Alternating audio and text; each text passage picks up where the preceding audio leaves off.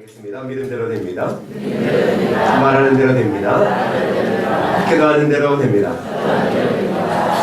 오늘은 스펙이 아닌 스토리로 승부하라는 제목으로 두 주에 걸쳐서 하나님의 말씀을 좀 생각해 보려 합니다.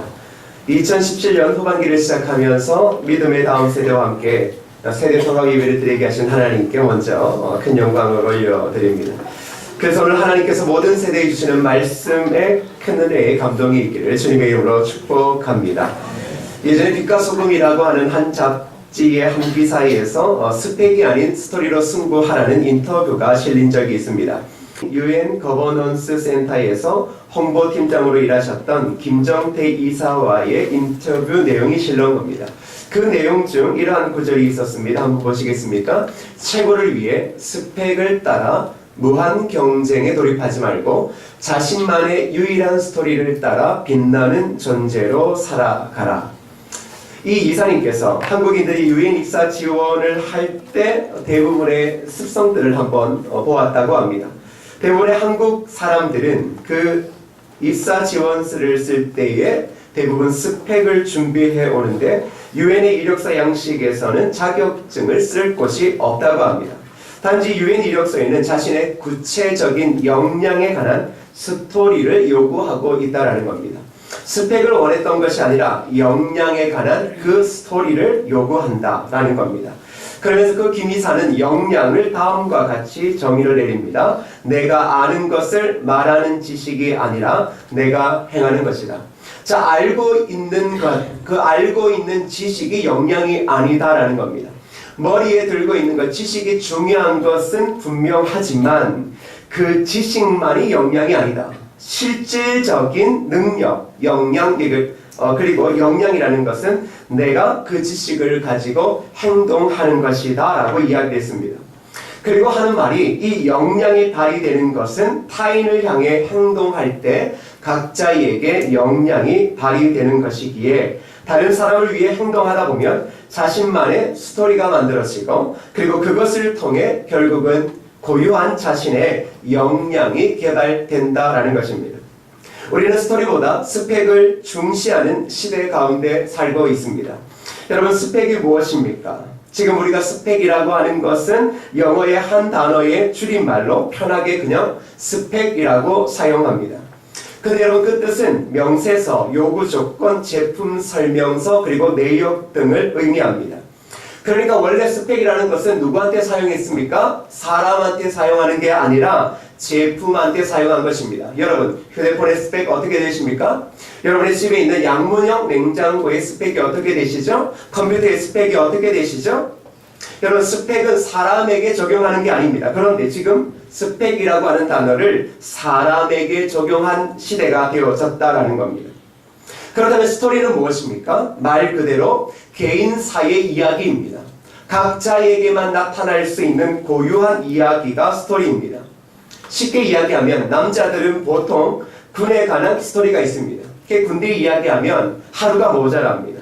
집에서도 아내한테 이 군대 얘기로 뻥을 얼마나 치는지, 저도 가끔 방위를 나왔지만 저도 이렇게 말합니다. 나는 저기 있는 204호의 간역도 그냥 발로 총에 개머리 뒷판을 땅 차도 맞는다고.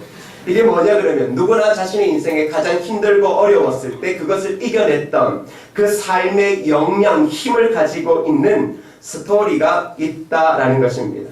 그것은 자신들에게, 즉 자신만의 고유한 삶의 이야기이고 그 이야기를 들어보면 삶의 열정, 그리고 삶의 힘, 그리고 그가 어떻게 무엇을 목적으로 살아가고 있는지를 알 수 있습니다. 그래서인지 지금은 몰라도 옛날 어른들은 사위를 고를 때 스펙을 잘 보지 않았는 것 같습니다. 그저 술 한잔 기울이시면서 그 사위의 젊은 날의 이야기, 어릴 적의 이야기들을 들으시고 아버지가 이 정도면 되었다라고 승낙했던 적이 있습니다. 우리 시대 아닙니다. 여기 계시는 어르신들 아무것도 없었는데 그저 인사 가서 몇 마디 나눠보고서는 승낙을 받았던 분들은 할렐루야 하셔야 됩니다. 여러분, 무슨 뜻이겠습니까? 아무것도 가진 게 없었습니다. 그저 꿈만 있다고요? 지금 우리 시대에 꿈만 있다. 여러분, 꿈만 있는 사위를 받고 싶습니까? 아니면 엄청난 스펙을 가진 사위를 만나고 싶습니까? 지금 여러분의 딸이 신랑감을 데리고 오는데 백수입니다. 그런데 엄청난 꿈을 가지고 있습니다. 투자하시겠습니까? 말로만 투자합니다. 실질적으로는 직업이 없는 백수의 사위를 맞이하고 싶지 않습니다. 그런데 옛날에는 그런 일들이 허다했습니다. 왜 그럴까요? 그것은 바로 아버지들의 지혜가 있었기 때문입니다. 그들 또한 그들의 인생에서 인생이라는 것이 단순하게 스펙과 돈으로 되지 않는 것을 너무나 삶으로 뼈저리게 잘 알고 있었습니다. 그래서 그 젊은 남자, 아무것도 가진 것은 없지만 꿈만 있는 그 남자의 삶의 이야기 속에서 그 아버지들은 그의 삶의 원동력이 되어지는 역량을 찾았던 것입니다.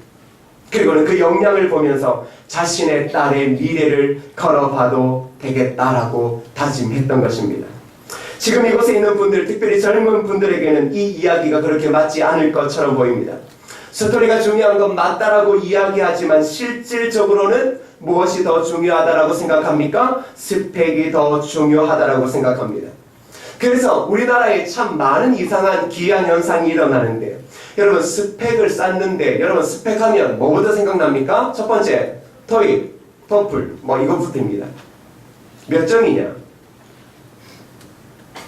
근데 이제 이것으로 끝나지 않습니다. 한식 요리사, 중식 요리사, 일식 요리사, 중봉, 그쪽에 기업, 그리고 또 뭡니까? 일종 대형 면허, 특수 면허.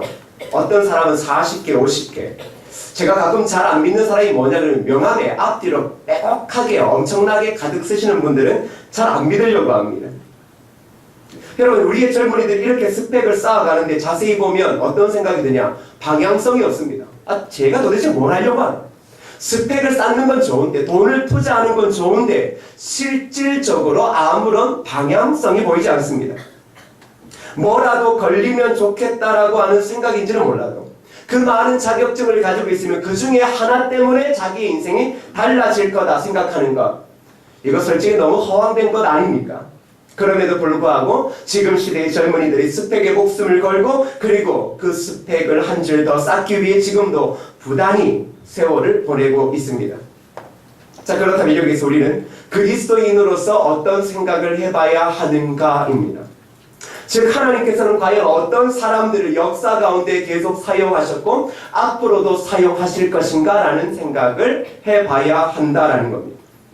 8형제를 둔 집안에 한 사람이 찾아와 아들을 보여달라고 했습니다. 그때 아버지가 막내를 제외하고 7명의 아들을 보여주었습니다.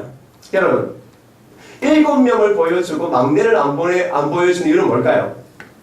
여러분이 집에 제가 찾아왔다 생각해 보십시오. 어떤 아들부터 보여주고 싶겠습니까? 그렇죠. 서울대 다니는 놈부터 보여주고 싶을 겁니다. 고등학교도 졸업하지 못하고 어머니의 마음을 속썩이고 있는 그 아들부터 보여주는 부모가 있겠습니까? 없겠습니까? 잘 있지 않습니다. 늘 언제나 잘나고 똑똑한 놈, 스펙이 있는 놈만 보여주고 싶은 겁니다. 왜 아버지가 막내 아들을 안 보여주었는가? 별로 자랑할 것이 없기 때문입니다. 다시 말하면 스펙이라는 것이 전혀 없다라는 겁니다. 이곳에 있는 여러분들조차도, 그리고 우리의 자녀들조차도 스펙이라는 것 정말로 내세울 수 없는 사람이 훨씬 더 많습니다. 그런데 여러분, 성경에서 이 이야기를 하는 건 누굽니까? 다윗 이야기하는 겁니다. 다윗이 그러한 사람이었습니다. 스펙이 없다라는 겁니다. 형제들 중에 가장 스펙이 없는 게 누구라고요? 다윗이라고요. 근데 그가 뭐가 돼요? 이스라엘의 왕이 되어져요. 사무엘 선지자가 이새의 아들들을 보려고 했던 이유는 무엇입니까? 한 가지입니다. 하나님께서 이스라엘의 왕으로 그 집의 아들 중 한 사람을 삼으시겠다라는 겁니다. 이 사건에서 우리는 중요한 것을 알 수 있습니다. 바로 오늘 주제와 관련되어진 스펙과 스토리의 내용이 명확하게 나오고 있습니다. 자, 우리는 결정해야 됩니다. 스펙을 따라 살아갈 것인가, 아니면 스토리를 따라 살아갈 것인가. 그리스도인이라면 어디에 집중하며 우리의 인생을 걸어볼 것인가 라는 겁니다.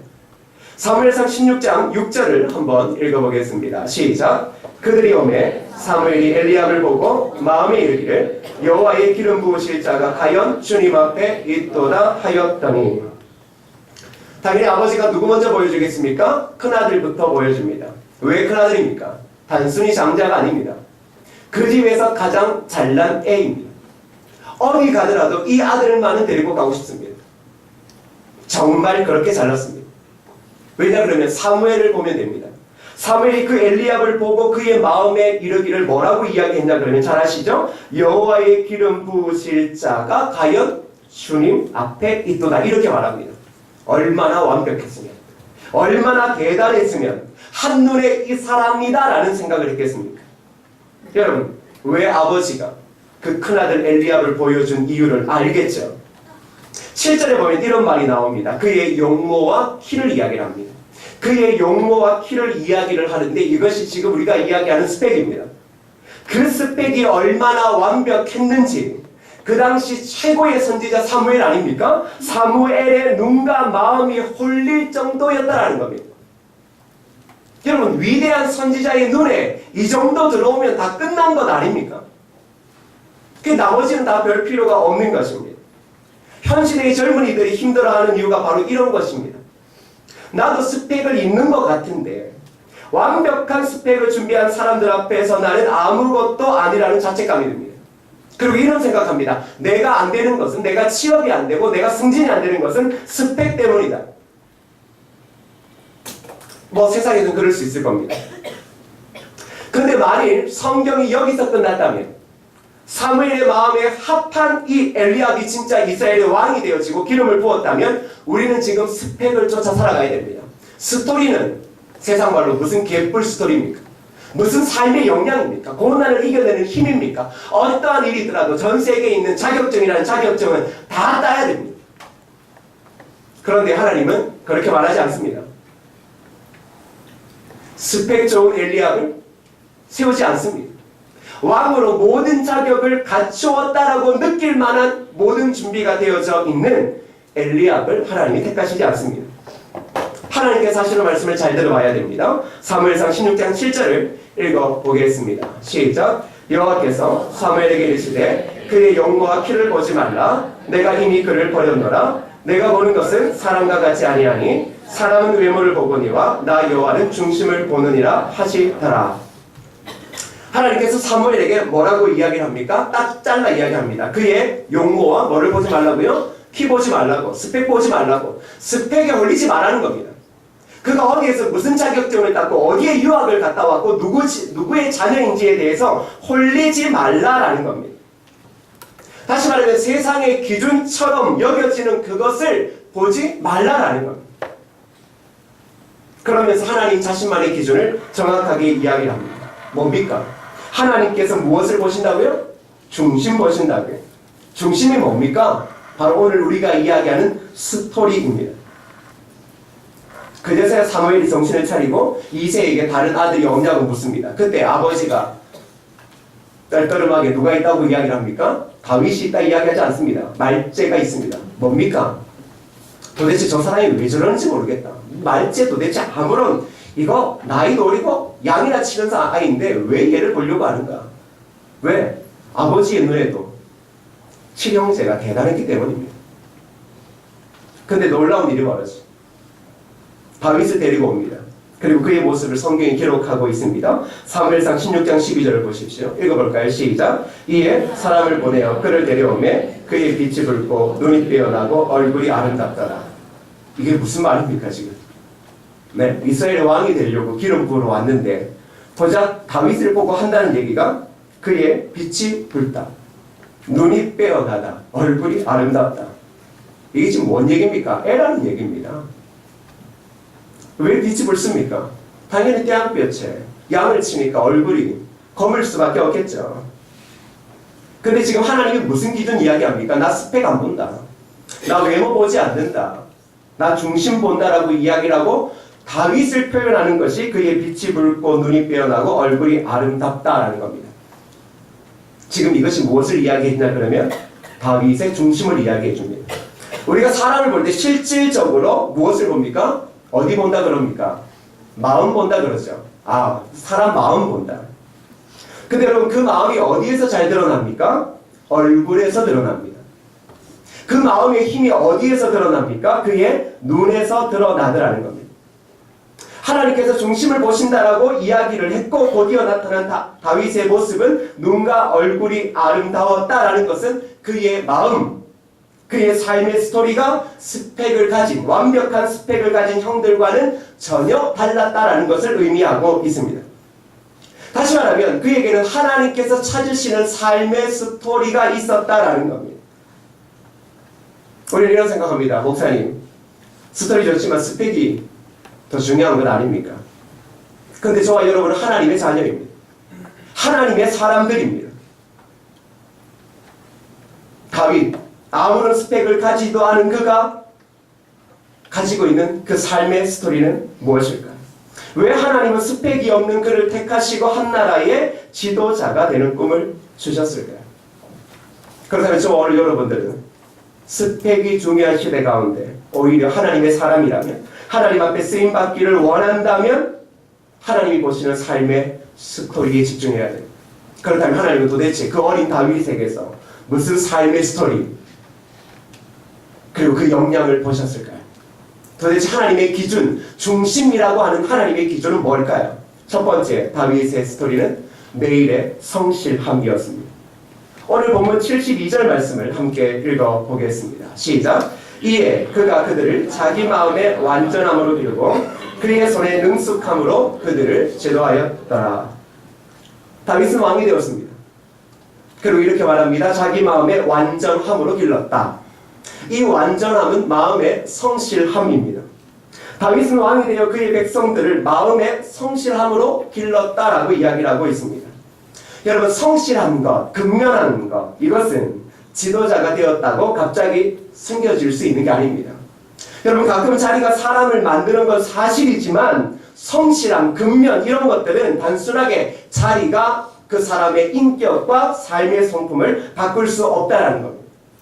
스펙은 쌓을 수 있습니다. 돈과 시간을 노력하면 됩니다. 그러나 성실함이라고 하는 것, 변함없는 성실, 매일의 성실함이라는 것은 자리로 주어지는 것이 아니라 지식으로 주어지는 것도 아닙니다. 하나님은 바로 그의 삶의 스토리에서 성실함을 보셨습니다. 바로 그의 삶의 스토리에서 만들어진 참된 역량, 그 힘이 바로 무엇이라고요? 성실함이라고요. 사무엘상 17장 34절에서 35절 말씀을 제가 한번 읽어볼게요. 다윗이 사울에게 말하되 주의 종이 아버지의 양을 지킬 때에 사자나 곰이 와서 양떼에서 새끼를 물어가면 내가 따라가서 그것을 치고 그 입에서 새끼를 건져내었고 그것이 일어나 나를 해하고자 하면 내가 그 수염을 잡고 그것을 쳐 죽였나이다. 다윗이 지금 이 이야기를 하는 때가 언제인 줄 알아요? 왕이 되었을 때가 아니에요. 지금 사울 앞에서 지금 사울 왕과 이야기하고 있어요. 왜 지금 다윗이 사울 앞에 있죠? 전쟁에 나간 형들 안부 묻으라고 물어보라고 아버지가 누굴 보냈습니까? 막내 보냈습니다. 그 막내를 보냈는데 지금 이스라엘은 전쟁을 하고 있습니다. 누구와? 블레셋. 여러분, 블레셋은 누구와 전쟁하고 있습니까? 골리앗으로 대표되는 그 나라입니다. 자, 그 전쟁 가운데 있는데 다윗이 지금 속에 심한 의로운 분노가 났습니다. 왜냐 그러면 블레셋 장수 골리앗이 하나님의 이름을 모욕하고 있었기 때문입니다. 그런데 지금 다윗이 화를 내고 있습니다. 그리고 사울 왕에게 이 이야기를 하는 것은 내가 나가서 싸워보겠다라는 겁니다. 여러분, 전쟁에 스펙이 없습니다. 양치다가 온 겁니다. 네? 양을 치고 있다가 그저 심부름을 쫓아온 거예요. 무슨 힘이 있겠습니까? 무슨 스펙이 있겠냐고요. 그런데 그가 사울에게 이야기하는 건 뭡니까? 자신은 아버지에게 맡겨진 양을 길렀다라는 겁니다. 그리고 그 양을 지키기 위해 매일마다 생명을 던지고 지켰고 혹 짐승이 그 양을 해하려고 하면 그 한 양을 찾기 위하여 그는 자신의 생명을 내어 걸고 결국 그 새끼를 건져내었다. 그런데 그 순간 짐승이 자신을 해하려고 할 때 나가 그 수염을 잡고 그를 쳐 죽였다. 이렇게 이야기하고 있습니다. 이게 뭡니까? 스펙이 아니죠. 다윗이 지금 골리앗 앞에 설 수 있는 스펙은 아무것도 없습니다. 전쟁이 안 되는 거예요. 근데 지금 그가 이야기하는 것은 무엇입니까? 하나님을 믿고 따름을 통하여 매일마다 생겨진 믿음의 역량, 하나님이 지키심에 대한 그 역량을 가지고 지금 누구와의 싸움에 나가려고 하는 거예요? 골리앗과의 싸움에 나가려고 하는 거예요. 지금 우리의 청년들은 대부분 왜 안 된다고 생각합니까? 스펙이 없어서 안 된다고 생각합니다. 실질적으로 그럴까요? 아니죠. 아무런 스펙이 없어도 그 모든 삶에서 하나님이 이끌어 가시는 믿음의 영향을 우리가 날마다 경험하고 있다면, 지금 우리가 아무리 거대한 골리앗과 같은 시대에 맞선다 할지라도 우리는 나아갈 수 있는 겁니다. 이게 열정이고 이게 믿음 아닙니까? 스펙보다 왜 성실함이 중요합니까? 그것은 하나님의 사람은 바로 하나님의 백성을 섬기기 위해서입니다. 왜 저와 여러분에게 성실함이 중요하냐 그러면, 왜 하나님은 성실함 중심을 보시냐 그러면, 여러분, 하나님을 섬기기 위해서 가장 중요한 것은 변치 않는 마음입니다. 여러분, 우리는 내 것이 아닌 것에 소홀하시죠. 여러분, 월급을 받아보셔서 아시겠지만 지금은 준 만큼만 일한다고 합니다. 그리고 이렇게 말합니다. 내 것도 아닌데 내가 무슨 일에 생명을 거느냐. 그리고 오히려 자신의 스펙을 내세우며 대접받기를 더 원한다고 이야기를 합니다. 만일 우리의 청년들이, 그리고 이곳에 있는 직장인들이 그러한 생각을 가지고 있다면 당신은 그리스도인으로서 인생을 바꿔야 합니다. 우리 삶의 내 것이라는 것은 원래 존재하지 않습니다. 다 하나님의 것입니다. 하나님께서 저와 여러분을 세우신 것은 이 땅의 모든 것들 가운데 온전한 섬김으로 나아가기 위해서입니다. 그런데 그 섬김은 어디에서 나옵니까? 성실함에서 나온다라는 것입니다. 하나님은 바로 그런 성실한 자의 중심을 보시고 그 성실함의 역량을 보시고 그를 사용하신다라는 겁니다. 그렇다면 우리의 아이들, 그리고 믿음의 부모님들 무엇을 경험해야 합니까? 매일의 삶의 은혜를 경험하고 복음에 합당한 삶을 성실하게 살아가며 복음의 능력을 경험해야 하는 겁니다. 그 믿음의 역량이 있을 때 하나님 앞에 쓰임 받는다라는 것입니다. 두 번째, 하나님이 보신 다윗의 스토리는 생명을 소중히 여기는 거였습니다. 다윗의 삶에 보이는 매우 중요한 스토리, 그의 중심은 생명입니다. 이것을 빼어놓고 이야기할 수 없습니다. 그는 작은 양을 위해 자신의 생명을 걸 정도로 생명을 소중히 여겼습니다. 다윗이 사울에게 쫓김을 당할 때 사울을 죽일 기회가 있었다는 사실을 잘 압니다. 그때 다윗과 함께한 사람들은 뭐라 그런 줄 압니까? 하나님이 은혜를 주셨다, 기회를 주셨다. 그때 다윗이 이렇게 말합니다. 사무엘상 24장 10절 하반절을 함께 읽어보겠습니다. 시작. 나는 내 손을 들어 내 주를 해하지 아니하리니 그는 여호와의 기름 부음을 받은 자이기 때문이라 하였나이다. 여러분, 우리 같으면 우리를 지극히 괴롭히는 자가 우리에게 뒤통수를 보였습니다. 뒷모습을 보였습니다. 어떻게 하실 겁니까? 끝장내자. 아, 이거 하나님 주신 기회구나, 이렇게 생각할 겁니다. 여러분, 다윗이 기름 부음 받고 사울에게 오랫도록 미치도록 공부한 시간들을 보냈습니다. 그럼 어쩌면 이거 기회 아닙니까? 우리가 생각하는 은혜 이거 아닙니까? 끝내자, 하나님 주신 기회다. 근데 다윗이 어떻게 합니까? 여호와의 기름 부음을 받은 자이기 때문에 내가 해야지 않는다. 다윗의 삶에 어린 양을 위해 자기의 목숨을 던졌다라는 것은 더 큰 의미를 가지고 있습니다.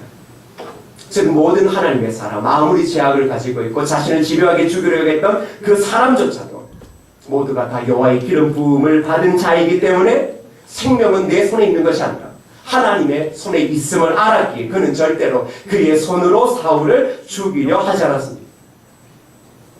왜 하나님께서 다윗에게 기름을 부으셨는가? 명확한 건 아닙니다.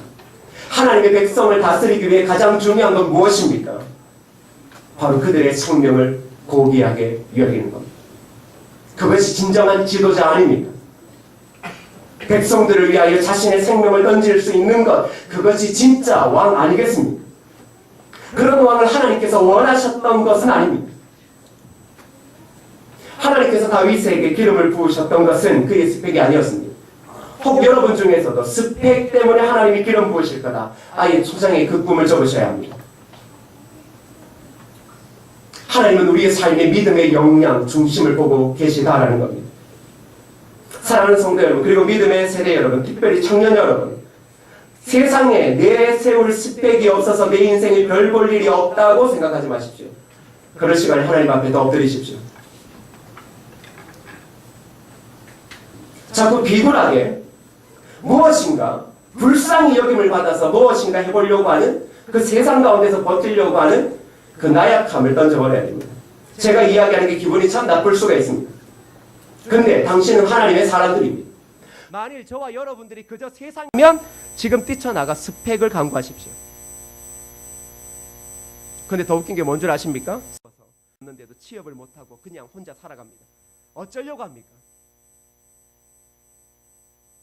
나라를 바꾸고 경제를 바꾸면 그런 시대가 올까 천만에요. 그 옛날부터 지금까지 역사는 늘 언제나 문화와 과학만 달랐지 반복되어지는 일은 똑같았습니다. 저와 여러분은 하나님 앞에 쓰임 받는 자들입니다. 그리고 하나님도 뭐라고 이야기하냐 그러면 세상의 스펙을 뛰어넘어 일하게 하겠다라고 성경에 곳곳에 이야기하고 있습니다. 그럼에도 불구하고 자꾸 속에서 스펙 올라오시죠. 정신 차려야 합니다. 그 스펙이 당신의 삶에 어떤 기쁨을 줬습니까? 그 스펙이 당신의 삶에 어떠한 영광을 만들어 주었습니까? 하나님은 스펙이 아닌 하나님을 믿고 의지하며 진실하게 살아가는 우리의 삶의 스토리를 보고 계십니다. 믿음의 역량을 길러내십시오. 진짜 그리스도인이 보여줘야 될 것은 말씀을 붙잡고 복음을 붙잡고 살아갈 때 그 역량이 우리의 삶 가운데 고스란히 드러나는 것. 그게 진짜 아닙니까? 말 잘하는 것, 사랑하자라고 하고 섬기자라고 이야기 잘하는 것, 제발 우리가 그 선에서 벗어나야 되지 않겠습니까? 믿음으로 살아가더라도 그 믿음의 역량이 점점 쌓여가면 하나님이 그러한 자들을 통해 세상 가운데 일하시는 것을 저와 여러분이 경험해야 되지 않겠습니까? 그러기에 제발 주어진 삶의 자리에서 성실하십시오. 남 밑에 일하더라도 하나님의 것임을 알고 하나님이 주신 기회의 힘을 알고 성실하십시오. 성실하지 않으면 하나님 앞에 은혜를 구한다. 하나님 앞에 쓰임받기를 원한다. 여러분, 그건 진짜 세상의 욕심입니다. 받는 대로 일한다? 인정해주는 만큼 한다? 우리가 그렇게 나쁘게 변질됐습니까? 특별히 그리스도인인데 그리스도인이 직장에서 그 돈처럼 돈 많은에 눈을 부라리고 소리 지르고 있습니까? 당신 그리스도인인데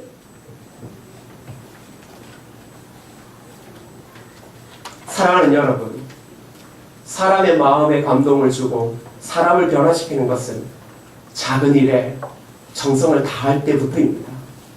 하나님은 그러한 자들을 들어 쓰십니다. 왜? 변치 않으니까요. 그러한 자들은 늘 하나님을 신실하게 바라보며 살아갈 수밖에 없고 믿음의 역량이 점점점 커지면 결국 우리가 생각지도 못했던 그 가냘프고 그 미련했던 사람이 한 시대 하나님을 위해 영혼을 위해 아름답게 쓰여지게 되어지는 것입니다. 스펙이 하지 못하는 것 누가 아십니까? 하나님 아십니다. 저는 여러분에게 스펙을 쌓지 말라는 것은 아닙니다. 여러분이 하고자 하는 그 일, 특별히 하나님 주신 은사대로 여러분들은 그 일에 집중하며 그와 관련되어진 것들을 탐구하며 즐겨하기를 최선을 다해야 됩니다. 그러나 어느 것 하나라도 걸려라는 생각을 가지고 그저 무분별한 스펙을 쌓고 그것을 쫓아가고 있다면 여러분 그 인생을 그만 멈추십시오.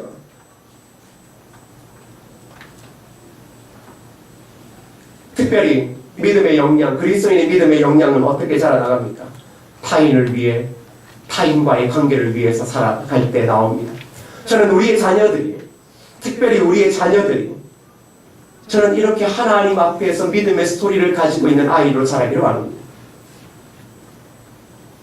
제발 내 아이만은 제대로 키우고 내 아이만은 직장을 구해서 가정을 이루고 먹고 살 정도로만 생각하는 그 꿈, 그 변질된 꿈을 좀 내려놓으십시오. 자기밖에 모르는 사람들이 세상을 이렇게 망치는 것 아닙니까?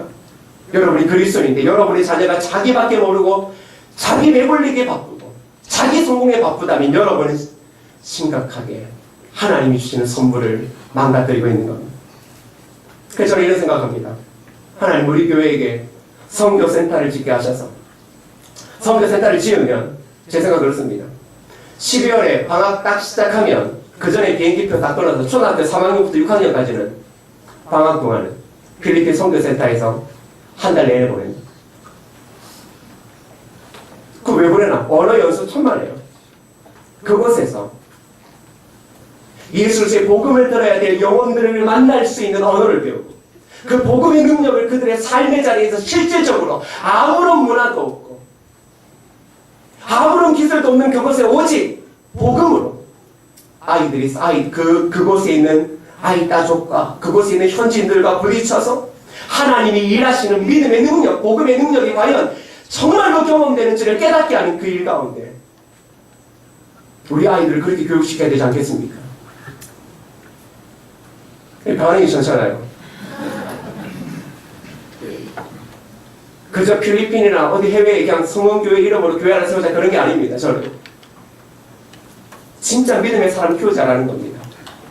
지 혼자 잘난 맛에 살아가는 사람 그런 하나가 아니라 하나님께서 왜 이 나라에게 복음을 주셨고 복음을 통해 왜 부강하게 하셨고 그 속에서 내가 의학과 모든 것들을 다 배울 수 있는 그 자리에 우리를 만들어주신 하나님의 은혜를 우리 아이들이 깨닫고 그리고 그 아이들이 주님께서 하늘 영광 버리시고 이 땅에 낮고 낮은 자리까지 오셔서 우리를 섬기셨던 저는 우리 아이들을 그렇게 교육해서 그 아이들이 대한민국에서 최상의 교육, 최상의 의료 무엇인가를 다 받아서 저는 그 아이들이 세계고 그 예수 그리스도의 복음을 들어야 될 가장 낮은 곳으로 우리 아이들이 나아가는 것 그것이 진정한 주님이 우리에게 가르쳐주신 모습 아니겠습니까? 저는 그거 생각하니까 너무 기뻤어요. 제 교육자들이 그랬어요. 12월 방학만 되라 진짜.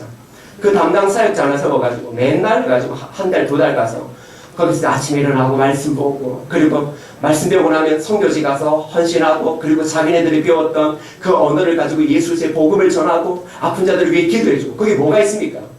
아무것도 없어요. 이런 겁니다. 그냥 아까 신기, 죄송해요. 아까 신기 맞습니까? 아까 신기 아니죠. 이거 빨간 양.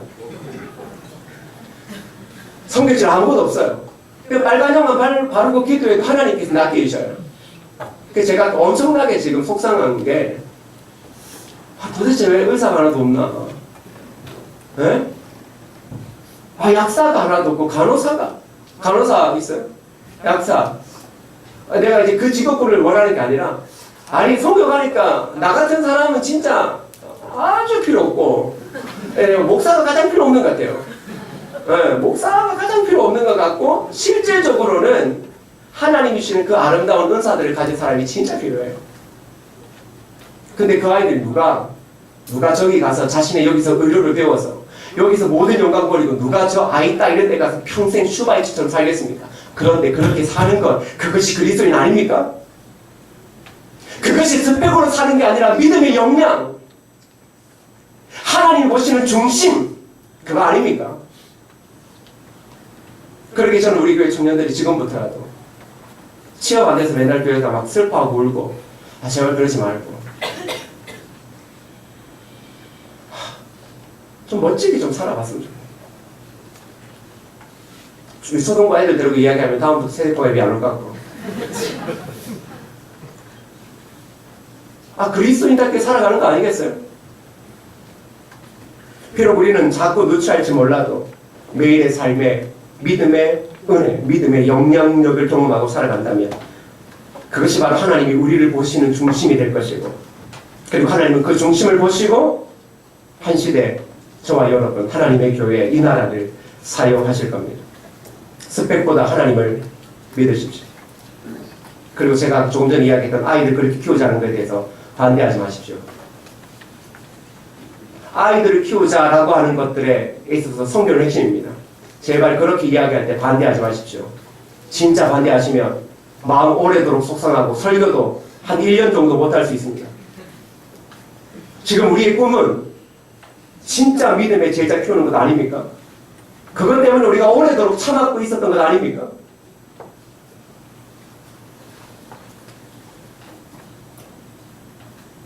아무것 가진 거 없어도 복음의 능력을 믿는다면 그 복음의 영향력이 그 역량이 있다면 교회는 크기와 외모와 구성원을 뛰어넘어 하나님의 위대한 일을 할 것입니다.